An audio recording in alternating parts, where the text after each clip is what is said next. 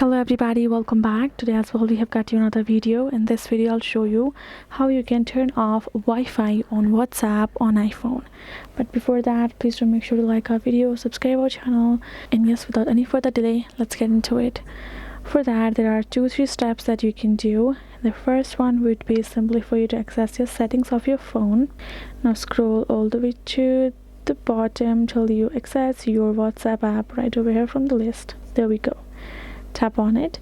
Now right over here you can see this option of a background app refresh, right? Make sure that this particular option is toggled off, so it won't refresh on the background using your Wi-Fi, right? Simply go ahead, turn it off, and now you're going to go back. Once you're done with that, open up your WhatsApp, tap on your settings icon in bottom right, then all you have to do is tap on this option of storage and data.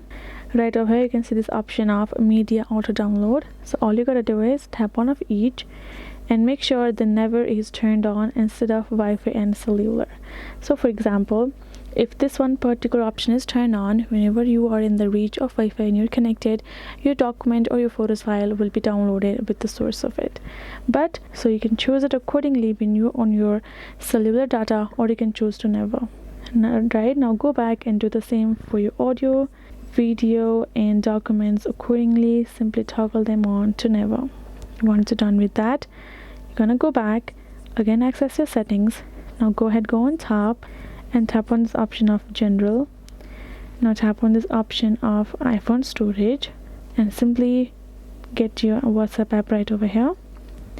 And now simply tap on this offload app and offload your app, and that way your app will be offloaded and it will simply stop using your Wi-Fi on your mobile device. And now whenever you're ready, you can tap on reinstall it, and you can simply choose to use your WhatsApp as you would like right over there.